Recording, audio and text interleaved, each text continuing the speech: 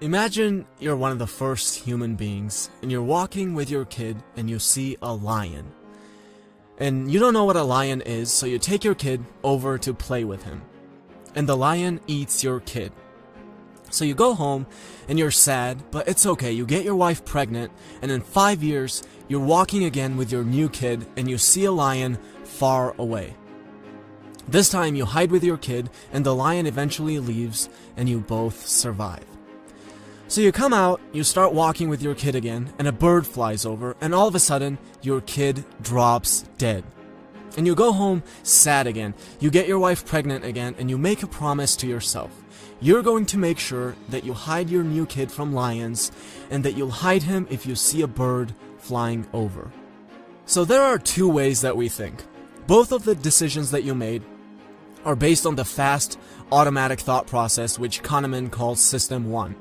System 1 is where we find how irrational and illogical or just simply how stupid we really are, so it can lead us to not value System 1 or think that it's useless. If you had used your slow, more rational and logical thinking, you would have found that you were right about the lion, but the bird had nothing to do with your kid's death.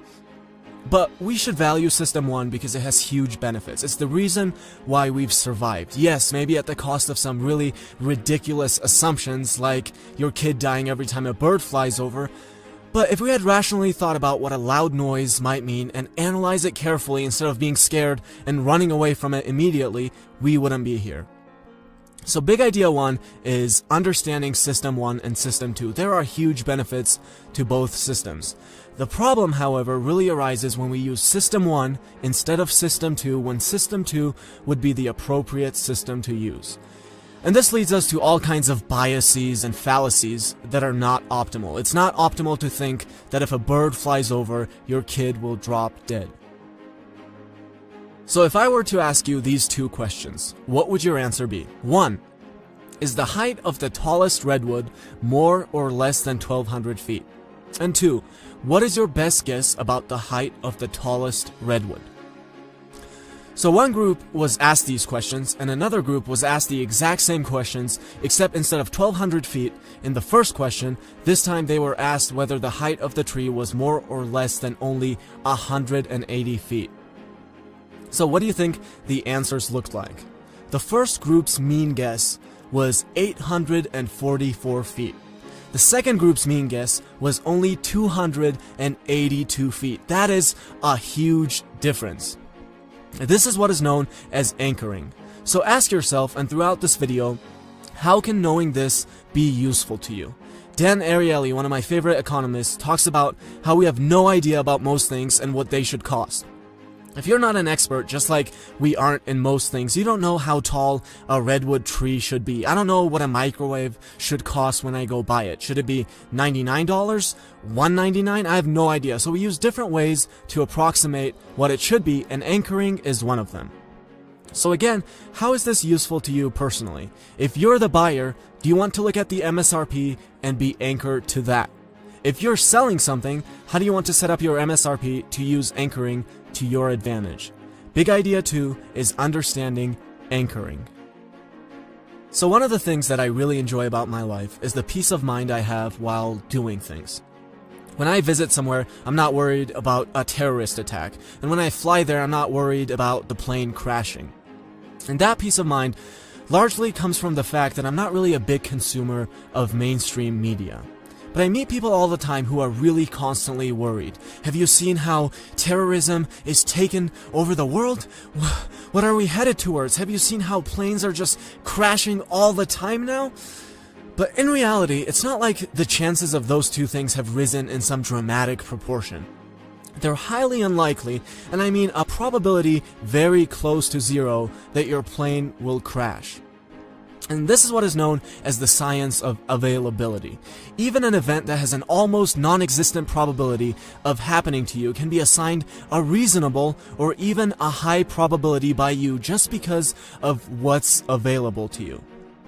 So again, ask yourself, how can you use this concept to make your life better? Is it better to enjoy your life and realize that the world is actually not as bad as commonly portrayed, or watch the news every day where you'll be shown constant death and destruction because that's what sells? Big idea 3 is understanding the science of availability. Now, let's say I offer you to play a game with me.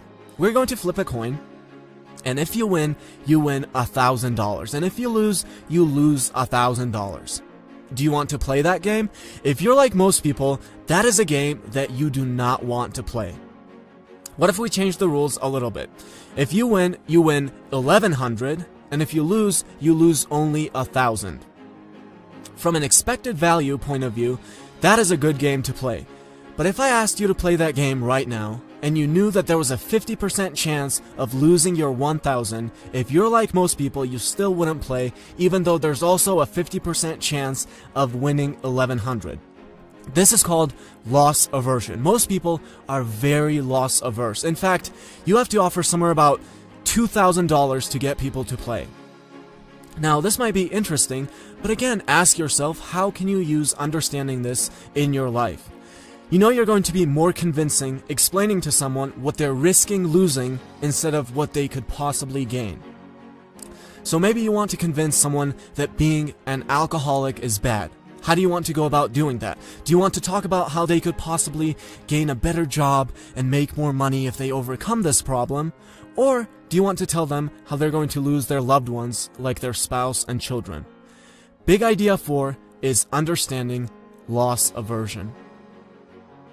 Now imagine I'm your doctor and I have to do an operation on you, and I tell you there is a 10% chance that you're going to die. I could also tell you there is a 90% chance that you're going to live. Now, from a statistical point of view, there is absolutely no difference in those two statements, but in the first case, you're going to feel much worse than in the second. This is known as framing. How you frame the exact same situation can have dramatically different consequences. So big idea 5 is understanding framing. Again, ask yourself, how can you use this? How can you use framing to make good things more appealing and convincing to your friends or your children or whoever else you want to influence? And finally, big idea 6, understanding the sunk cost fallacy. This is all about letting your past decisions influence your present decisions.